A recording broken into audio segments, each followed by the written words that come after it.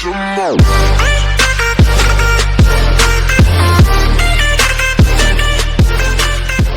Ketemu dengan saya Unik Sigula. Untuk video kali ini saya akan menemani waktu Anda selama beberapa menit ke depan. Nah, kebetulan saya mengajar di sebuah instansi pendidikan, khususnya tingkat SMP. Nah, oleh sebab itu ada banyak keluhan dan juga permintaan dari siswa-siswi, khususnya kelas 7 di mana saya mengajar. Nah, untuk video kali ini kita akan belajar mata pelajaran bahasa Indonesia khusus kelas 7, lebih spesial lagi kepada siswa saya di tempat saya mengajar. Oke, kita langsung saja buka bukunya. Kita ambil buku LKS Bahasa Indonesia, karena untuk mengikuti video kali ini Anda perlu punya buku ini. Kita buka pada bab 3. Bab 3 halaman 63. Bab 3 halaman 63. Materi yang akan kita bahas pada bab ini yaitu puisi rakyat. Puisi rakyat mungkin sebagian kalian sudah tahu, sudah pelajari, bahkan sudah juga mengerjakan tugasnya. Nah, puisi rakyat ada 3 yang akan kita pelajari pada bab ini. Yang pertama, pantun. Kemudian yang kedua, syair. Yang ketiga, gurindam. Nah, pada pembelajaran kali ini kita akan sama-sama belajar apa sih itu pantun, kemudian apa itu juga syair, dan apa juga itu gurindam. Kenapa? Karena berdasarkan dengan tugas yang telah saya kumpulkan, yang telah Bapak kumpulkan, ternyata masih ada yang menjawab pantun itu jenis puisi lama. Itu sudah jelas, semuanya juga sudah tahu. Namun pantun itu apa sih sebenarnya, isi pantun itu apa gitu, ciri-ciri pantun itu apa, kemudian tujuannya itu apa gitu. Nah, kita akan sama-sama pelajari pada pembelajaran kali ini. Oke, kita langsung saja. Silakan buka halaman selanjutnya. Bagian A, definisi dan ciri-ciri pantun, syair dan gurindam. Kita akan bahas satu persatu dulu, yaitu masuk pada nomor 1, definisi, ciri-ciri dan jenis pantun. Oke, silakan perhatikan dengan baik. Silakan diperhatikan dengan baik dan diperhatikan secara saksama. Pantun adalah puisi lama Indonesia. Dan sangat jelas bahwa pantun sudah ada sejak dahulu kala, sudah ada sejak lama. Nah, kemudian pantun juga merupakan karya sastra lisan. Karya sastra lisan yang artinya yang disampaikan dari mulut ke mulut. Kemudian bersifat anonim. Anonim artinya bahwa tidak diketahui pengarangnya, tidak diketahui identitasnya. Nah, oke, kita lanjut tentang pantun. Pantun juga diciptakan untuk menyampaikan pikiran, perasaan, menceritakan perkara, untuk menyindir, bersenda gurau, bersenang-senang, memberi nasihat. Nah, perhatikan ya, Bapak sekali lagi bahwa pantun bertujuan untuk menyampaikan pikiran, kemudian menyampaikan perasaan, kemudian menceritakan perkara, juga sering digunakan untuk menyindir, bersenda gurau, memberi nasihat, dan bersenang-senang. Nah, berdasarkan dari apa yang telah Bapak jelaskan tadi, sebenarnya juga ada dalam buku, Bapak cuma jelasin ini doang. Nah, dapat disimpulkan bahwa pantun adalah jenis puisi lama yang berbentuk karya sastra lisan atau disampaikan dari mulut ke mulut yang tidak diketahui pengarangnya, yang bertujuan untuk menyampaikan pikiran, perasaan, untuk menceritakan sebuah perkara, dan juga sering digunakan untuk menyindir, bersenda gurau, memberi nasihat dan bersenang-senang. Nah, itu sebenarnya kalau seandainya ada pertanyaan, jelaskan pengertian pantun. Nah, itu penjelasannya. Bukan hanya pantun adalah jenis puisi lama, semua juga nggak tahu. Oke, kita lanjut pada materi selanjutnya. Di bukumu di LKS semua ada contoh pantun. Bapak tidak akan bacakan, silahkan nanti baca sendiri. Kita masuk saja pada selanjutnya.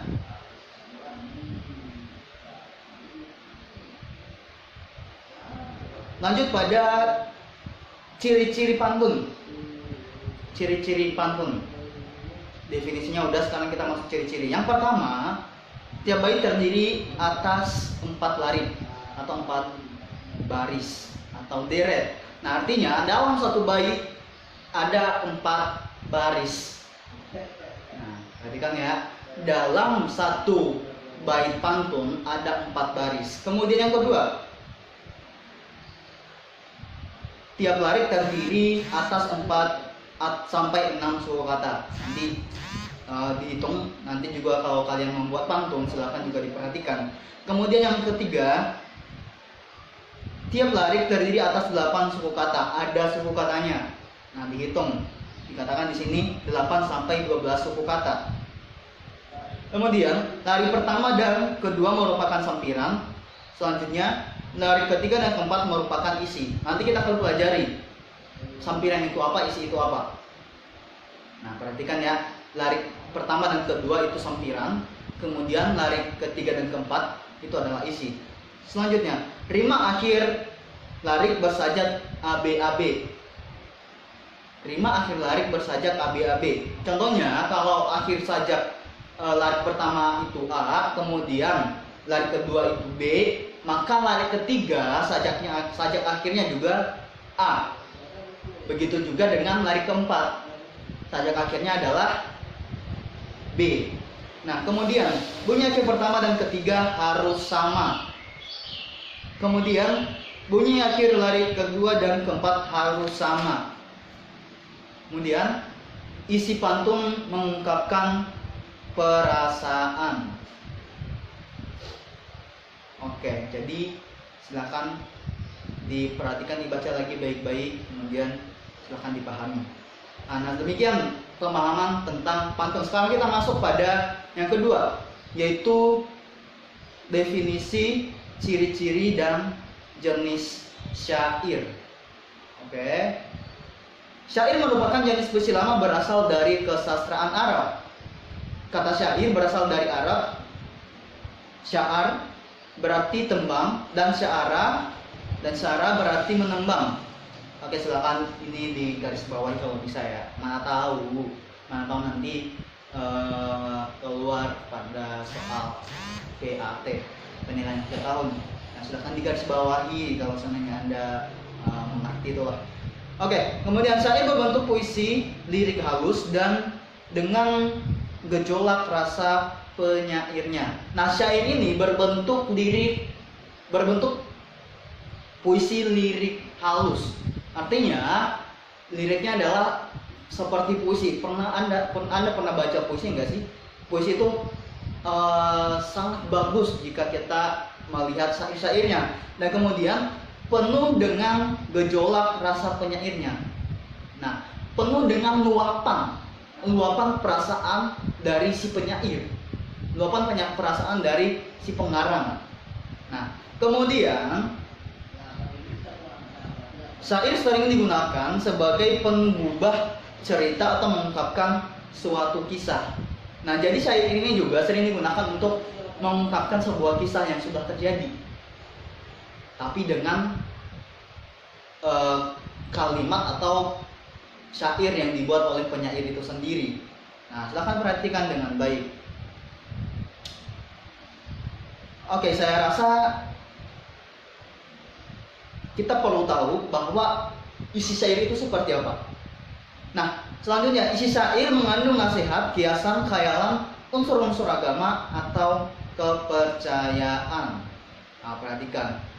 Isi syair mengandung nasihat, kiasan, khayalan, unsur-unsur keagamaan atau kepercayaan. Syair biasa digunakan untuk menceritakan sesuatu yang panjang seperti dongeng atau suatu kejadian. Nah, oke, perhatikan pada paragraf di bawahnya, syair tertulis yang tergolong tua adalah karya-karya Hamzah Fansuri, seorang penyair mistik dari Aceh pada abad ke-17. Nanti mana tahu ada nanti soal-soal seperti ini,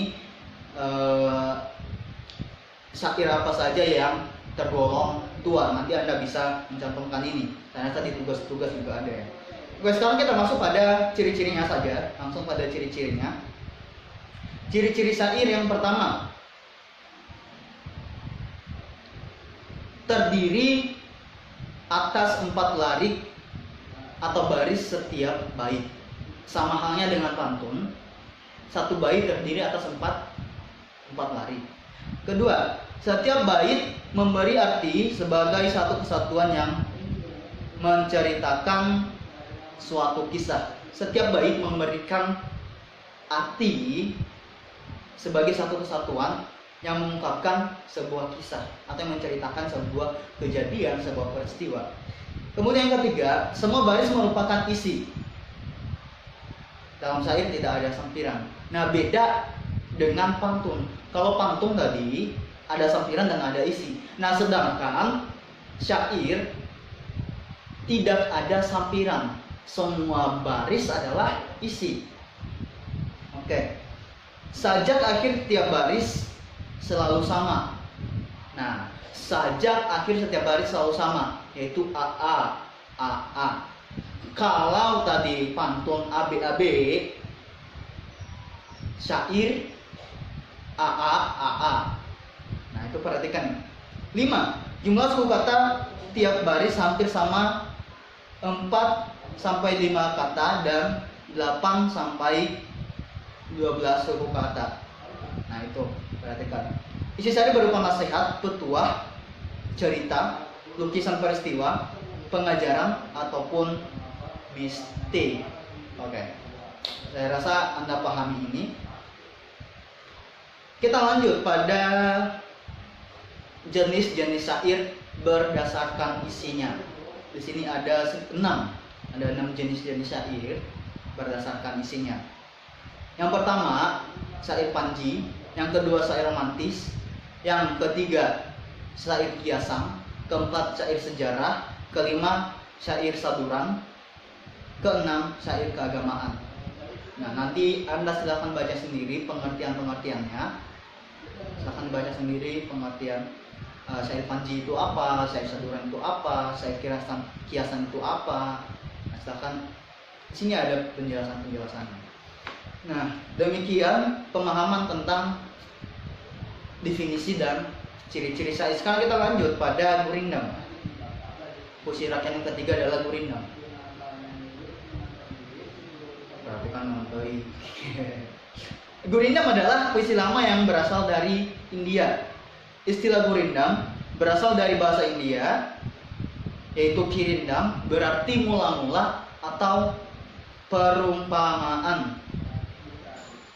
Nah, pengarang gurindam yang terkenal adalah Raja Ali Haji, menyatakan bahwa gurindam adalah perkataan yang bersajak pada akhir pasangannya, tetapi sempurna perkataan dengan satu pasangan. Apalagi sekali lagi, gurindam adalah perkataan yang bersajak pada akhir pasangannya, tetapi sempurna perkataan dengan pasangannya. Nah, dengan demikian, jadilah sajak yang pertama itu sebagai syarat, dan sajak kedua itu merupakan jawaban. Nanti kita akan pelajari lebih paham lagi pada struktur dan kebahasaan gurindam. Oke. Kita akan lanjut ke materi tentang ciri-ciri gurindam. Nah, ciri-ciri gurindam yang pertama adalah terdiri atas 2 baris dalam satu bait. Beda dengan pantun dan syair. Kalau pantun dan syair sama-sama memiliki 4 baris dalam satu bait, tetapi gurindam memiliki 2 baris dalam satu bait. Nah, jadi selanjutnya, tiap baris memiliki jumlah kata sekira 10 sampai 14 kata. 10 sampai 14 kata. Nah, tiap baris memiliki irama sama atau bersajak AA, BB, CC dan seterusnya. Nah, tadi kalau pantun ABAB, kemudian syair AA. Nah, sekarang gurindam berbeda. Gurindam kalau AA, BB, CC. Jadi karena dalam satu bait terdiri atas dua baris, maka sajak akhirnya itu sama. Begitu pula dengan bait selanjutnya. Oke. Yang keempat, ciri yang keempat, bait gurindam merupakan satu kesatuan utuh. Nah, jadi satu bait tidak dapat dipisahkan antara baris pertama dan baris kedua. Karena kenapa? Baris pertama merupakan syarat dan baris kedua merupakan jawaban. Nah, selanjutnya, ciri yang kelima, baris pertama berisi soal, masalah, atau perjanjian. Tadi sempat Bapak singgung juga. Baris kedua merupakan jawaban atau akibat masalah atau perjanjian baris pertama. Nah, itu. Perhatikan, selanjutnya isi gurindam berupa nasihat, filosofi hidup, atau kata-kata mutiara. Nah, itu penjelasan tentang gurindam. Kita sudah pelajari 3 puisi rakyat, khususnya untuk definisi, ciri-ciri, jenis pantun, syair, dan gurindam. Ada pertanyaan? Salah. Lupa, kirain kita di kelas. Kebiasaan, jadi kalau kirain ada kalian di sekitar sini gitu. Oke. Nanti kalau ada pertanyaan silahkan ditulis saja di kolom komentar. Silahkan ditulis mana yang masih belum paham dan mana yang masih belum dimengerti. Oke, kita lanjut pada bagian B. Bagian B, silahkan diikuti dengan baik. Bagian B, informasi dalam pantun, syair, dan gurindam. Pertama, pesan dalam pantun, syair, dan gurindam. Coba diperhatikan. Pesan adalah nasihat atau amanat yang disampaikan melalui sesuatu. Setiap bait dalam pantun, syair, dan gurindam memiliki pesan tersendiri. Ada pesan yang disampaikan oleh pengarang atau penyair yang akan disampaikan kepada si pembaca. Nah, artinya, jadi kita perlu mengetahui jika kita membaca sebuah pantun, nah ini pesannya apa gitu. Pesannya bagi pembaca, bagi saya, apa gitu pesan dari pantun tersebut, atau dari syair tersebut, atau dari gurindam tersebut. Nah, kita akan coba perhatikan bagaimana cara menemukan pesan dari setiap bait pantun, bait syair, dan bait gurindam. Kita akan satu persatu. Pesan dalam pantun dapat ditemukan pada baris ketiga dan keempat. Ya, perhatikan ya. Pesan dalam pantun dapat ditemukan pada baris ketiga dan keempat. Nah, nanti kita lebih paham lagi pada strukturnya. Oke, kemudian pada syair dapat ditemukan pada keseluruhan barisnya. Artinya dapat ditemukan pada keempat baris syair tersebut. Nah, kemudian yang gurindam dapat ditemukan pada keseluruhan barisnya. Artinya dalam satu bait gurindam tadi ada 2, berarti dapat ditemukan pada kedua baris gurindam. Oke. Pesan dalam pantun, syair, dan gurindam biasanya berisi nasihat mengenai moral dan agama. Tentunya setelah Anda membaca-baca contoh-contoh pantun, gurindam, kemudian syair, tentunya Anda melihat atau mendapat pesan dari setiap syair pantun atau syair dan gurindam tersebut. Oke, kita lanjut pada bagian nomor 2, yaitu rima. Nah, kita akan coba pahami, coba dipahami, lebih dimengerti lagi. Nah, rima adalah pengulangan bunyi pada puisi. Nah, rima adalah pengulangan bunyi pada puisi. Nah, seperti tadi pada pantun, syair, dan gurindam. Pada pantun rimanya adalah ABAB. Kemudian pada syair rima atau sajak akhirnya adalah AA. Kalau pada gurindam AA atau memiliki bunyi yang sama. Nah, ini lebih saya rasa lebih mudah dalam memahami ini perbedaan rima pantun, rima syair, dan rima gurindam. Oke. Sekarang kita masuk pada pilihan kata. Pilihan kata dalam pantun, syair, dan gurindam. Nah, pilihan kata pada pantun biasanya menggunakan kata denotasi. Kata denotasi atau kata-kata yang mudah dipahami, yang sering digunakan dalam kehidupan sehari-hari. Sedangkan dalam gurindam, dalam syair dan gurindam biasanya menggunakan kata konotasi atau kata-kata arkais. Dan juga sering banyak menggunakan kata dalam bahasa Melayu. Nah, perhatikan ya. Kita sudah pelajari rima sama pilihan kata. Jadi silakan diperhatikan lagi, lebih jelas dibaca dan dipahami. Oke, kita lanjut pada materi selanjutnya. Anggap saja itu sudah selesai. Nanti kalau ada yang kurang jelas, masih belum paham, di kolom komentar aja. Silakan ditulis, dipertanyakan. Oke, sekarang kita masuk pada bagian C, yaitu ikhtisar isi pantun, syair, dan gurindam. Nah, ini dia nih. Yang pertama, kita belajar bagaimana cara menemukan isi pantun.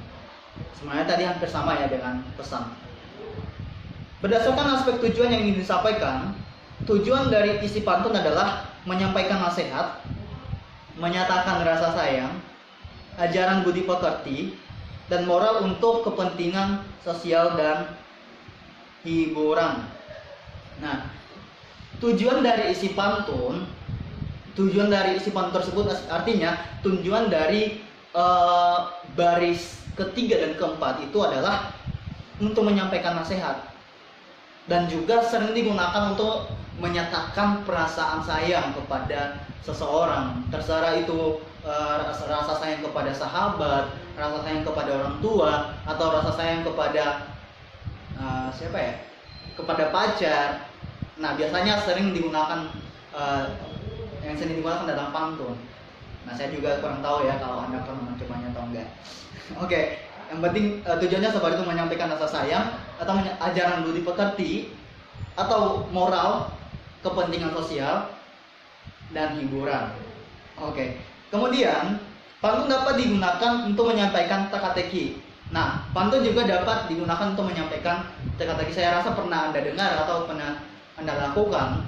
Ada pantun yang digunakan untuk teka-teki. Jadi, ada teka-teki yang harus kita jawab. Nah, tadi pada materi sebelumnya dikatakan bahwa pantun itu sering digunakan secara berbalas-balasan. Oke. Isi pantun dapat ditemukan pada lari ke-3 dan ke-4. Nah, ini Bapak ulang lagi. Kalau Anda mencari isi pantun, silahkan coba dipahami dan diperhatikan lari ke-3 dan ke-4. Kita masuk pada isi syair. Nah, seperti halnya dengan pantun, syair juga mempunyai isi yang terkandung di dalamnya. Isi syair dapat diketahui melalui setiap baris dalam satu bait. Karena syair tidak memiliki sampiran, nah itu sebabnya kalau kita mencari isi syair, artinya kita dapat menemukannya pada setiap baris dalam satu bait syair tersebut. Artinya keseluruhan dari baris syair. Kemudian isi syair dapat diketahui dari baris pertama hingga baris keempat. Nah itu dia, dari baris pertama, baris kedua, ketiga, dan keempat. Kemudian sekarang kita masuk pada simpulan isi gurindam. Nah, larik pertama dalam gurindam berisi masalah, sedangkan larik kedua gurindam berisi jawaban. Apa sudah katakan dari tadi bahwa pada larik pertama gurindam itu berisi persoalan atau masalah. Nah, pada baris kedua itu berisi tentang jawaban dari larik pertama atau jawaban dari persoalan yang ada pada baris pertama. Nah, isi gurindam dapat dilihat pada baris pertama dan kedua. Sama halnya dengan syair, dapat dilihat pada setiap barisnya. Kemudian, biasanya suatu gurindam berisi nasihat, filosofi hidup, atau kata-kata mutiara. Nah, perhatikan nanti ada keluar pada soal PAT. Gurindam biasanya isinya apa saja, atau dengan kalimat yang lain. Nah, silahkan diperhatikan. Oke, kita lanjut pada materi selanjutnya. Ini sebenarnya banyak tugas-tugas kalian kayaknya sudah kerjakan dan Bapak juga sudah periksa. Lumayan lumayan masih ada yang salah, tapi nggak apa-apa, itu hal-hal yang lumrah bagi kalian karena belajar di rumah. Oke, kita lanjut pada bagian D, struktur dan kaidah kebahasaan dalam pantun, syair, dan gurindam. Kita bahas satu persatu lagi. Yang pertama, kita bahas struktur dan kebahasaan pantun. Pantun terdiri atas dua struktur. Apa coba? Ayo. Apa Bayu? Salah ya. Oke. Terdiri dari dua struktur. Ya, jadi ingat kalau ngajar dalam kelas, suka menjo gitu. Walaupun ada yang nggak tahu, padahal di dalam buku sebenarnya udah ada. Oke. Pantun terdiri atas dua struktur, yaitu struktur yang pertama adalah sampiran, kemudian yang kedua adalah isi. Oke. Sampiran merupakan pengantar agar pembaca mau membaca larik ketiga dan keempat. Sampiran silakan dibahasakan dengan kalimat tersendiri supaya kamu mudah mengerti. Artinya sampiran ini adalah merupakan pendahuluan atau pengantar untuk membuat pembaca lebih tertarik untuk membaca tertarik membaca larik ketiga dan keempat. Nah, itu artinya bahwa larik pertama dan kedua atau sampiran ini harus lebih menarik supaya pembaca dapat tertarik untuk membaca larik ketiga dan keempat. Nah, isi merupakan maksud dan tujuan pantun. Sudah jelas pesan dari pantun tersebut. Nah, isi pantun biasanya berupa pikiran, perasaan, nasihat, kebenaran, pertanyaan, atau teka-teki. Nah, tadi Bapak sudah jelaskan itu pada pembelajaran sebelumnya. Nah, sekarang kita masuk pada struktur dan kebahasaan syair. Syair terdiri atas 4 larik dalam satu bait. Ini kayaknya diulang terus deh dari tadi. Kalau Anda tidak tahu, keterlaluan. Aku ulang lagi nih. Dalam syair terdiri atas 4 baris dalam satu bait. Keempat larik tersebut merupakan isi. Pola rima syair adalah apa? ABAB, AA, atau AA. Pola rima syair adalah AA. Nah, kamu bisa dapat memahaminya dengan contoh yang sudah ada di buku. Silahkan nanti dilihat sendiri ya, dipahami, baca supaya mudah dimengerti. Kemudian yang ketiga, struktur dan kebahasaan gurindam. Oke, silakan kita baca, Bapak akan baca. Gurindam adalah salah satu puisi Melayu lama terdiri atas 2 larik, mempunyai irama akhir sama dan merupakan kesatuan utuh. Dalam satu bait gurindam terdapat 2 baris. Baris pertama dalam sebuah gurindam disebut dengan syarat, baris kedua dalam bait gurindam berisi jawaban. Nah, perhatikannya. Ini strukturnya. Struktur dari gurindam. Dalam suatu bait terdiri dari 2 baris atau 2 larik. Baris pertama merupakan syarat atau permasalahan. Baris kedua merupakan jawaban atau berisi jawaban. Oke. Saya rasa untuk materi kali ini sampai di sini saja pada bagian B. Nanti kalau ada yang kurang paham pada pembelajaran bagian E, silakan nanti ditulis di kolom komentar atau juga bisa dengan kontak pribadi dengan Bapak. Jadi Bapak akan jelaskan ulang lagi. Oke, untuk bab selanjutnya atau pembelajaran tentang fabel dan legenda, silakan tunggu video selanjutnya. Bapak akan buat. Untuk hari ini sampai di sini dulu materinya. Sehat-sehat di rumah. Jangan sering-sering keluar. Kalau tidak penting, jangan keluar. Dan kemudian jangan lupa like, komen, share, dan subscribe supaya yang lain juga dapat manfaatnya. Oke, sekian saja. Terima kasih.